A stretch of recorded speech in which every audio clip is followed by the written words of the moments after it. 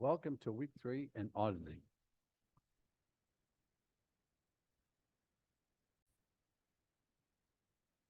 All right, so we are going to cover chapters 3 and chapter 6 during week 3. So as I mentioned at the onset, I try to keep things consistent from week to week. So we've got instructor's perspective here. And part of the instructor's perspective is I coach an AI tool to create a short video that captures the items in chapters 3 and chapter 6. So listen to that, watch that. I think it runs about 5 minutes. That's pretty well done. I also post the slide deck for chapter 3 and chapter 6. There's a graded assignment. This week there's 24 questions. You could do it multiple times.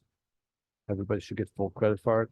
And as is the case every week, there's also a case study that I do the best I can to incorporate materials from whatever 2 chapters we're covering in a particular week. So let's just talk briefly about what's in chapter 3, and then we'll talk about what's in chapter 6. So chapter 3 deals with audit reports. And for a standard unmodified, or sometimes called unqualified opinion,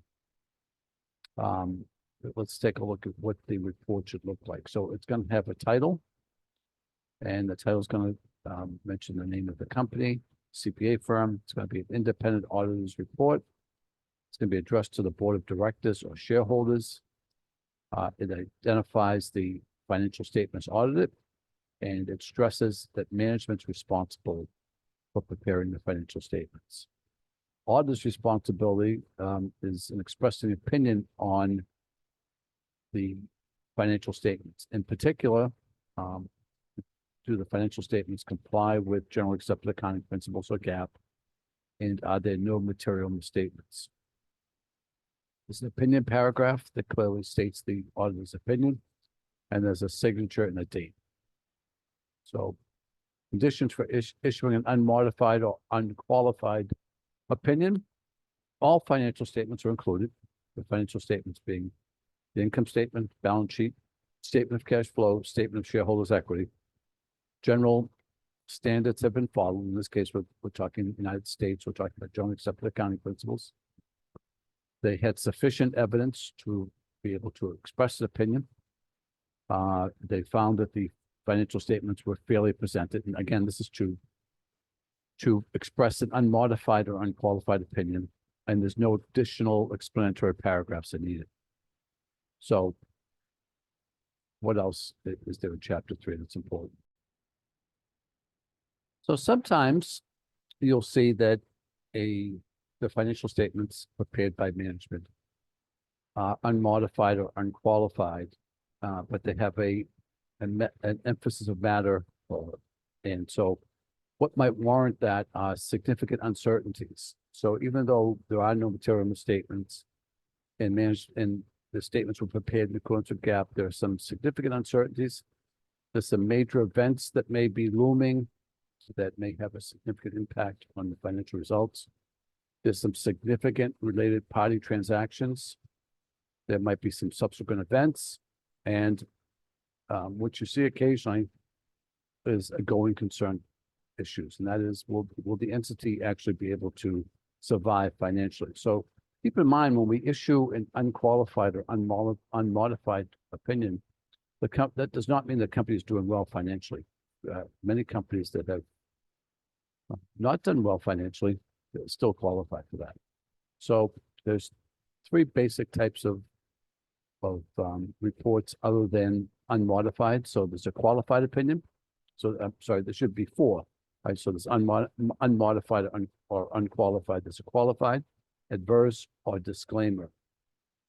So the qualified means that except for a particular significant matter or matters, and then that is spelled out as to what that is. And so the auditors will say, that management in preparing the financial statements has complied with general accepted accounting principles. And except for the following items, we qualify our opinion as to the financial results of the company. And then they specify what the impact of those things are. And that, that is clearly much less desirable than having an unmodified or unqualified opinion. But what is by far worse is an adverse opinion. Adverse opinion basically says that management has not complied with GAAP or there are some material misstatements, in which case, basically, you cannot rely upon the financial statements that are prepared by management. So investors and creditors will flee. And then there could be a disclaimer of opinion, which says that either management did not provide access to the financial resources that the auditors needed to express their opinion, or there's some other reason that the CPA did not have enough evidence to substantiate an opinion. So none of these are desirable, but certainly many companies have survived a qualified opinion. Getting an adverse opinion or a disclaimer of opinion for a publicly traded company is investors and creditors get very nervous about that and start to flee pretty rapidly. So one of the big things that you have to determine with regard to significance is it material? And so the materiality of anything with regard to the income statement, balance sheet, statement of cash flows is going to determine the nature, time, and extent of the audit procedures. So materiality basically means that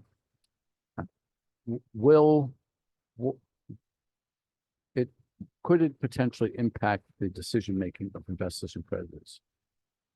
Modified opinion audit reports, drafting reports for circumstances of limit of scope or financial statements.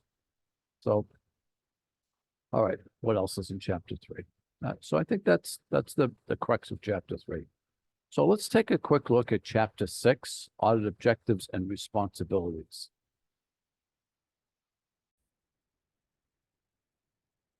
So the main objective of auditing financial statements is to have a process that ensures the reliability of the financial reporting. Doesn't guarantee that everything is 100% accurate, but it ensures that investors, creditors, and other stakeholders can rely upon things as being reasonably accurate. It also evaluates the effectiveness of the internal controls, because without effective internal controls, you really cannot have financial statements that one can rely upon. So what's really important is that everybody understands that management is responsible for the fair presentation of financial statements. And under Sarbanes-Oxley, actually the CEO and CFO have to certify that they have been prepared and they're fair and everything's been disclosed. The auditor's role is to express an opinion on the soundness of the financial statements, but they're not responsible for preparing them. That's management's responsibility. They're responsible to ensure that management's followed general accepted accounting principles and there are no material misstatements. So what's auditor's responsibility for discovering misstatements? So they're responsible for identifying material misstatements. Okay, and that could be whether due to error or fraud. So not responsible for finding all errors and not responsible for finding all fraud, but they are responsible for finding significant and pervasive errors and fraud. So auditors have to maintain a professional skepticism that would be critically analyze everything throughout the audit process, on the lookout for potential issues. They have to have a professional process, right? A structured approach to making informed and objective audit decisions. So they can have an audit program. They can have a systematic approach to collecting data, analyzing data, etc. We'll talk more about that in the upcoming weeks. Cycle approach to segmenting the audit, efficiently organize the audit by focusing on related transactions and balances, ensure comprehensive coverage of financial data. So we have to make sure that when we're doing an audit that we've thoroughly analyzed all the major material items. So if somebody has very little inventory, but a lot of accounts receivable and a lot of, let's say, contingent liabilities, then the audit focus has to be proportional to where the significance is. And management's assertion about financial information has to be complete, accurate, and lacking any material misstatements. Okay, so I hope that gets you started into chapters 3 and chapter 6.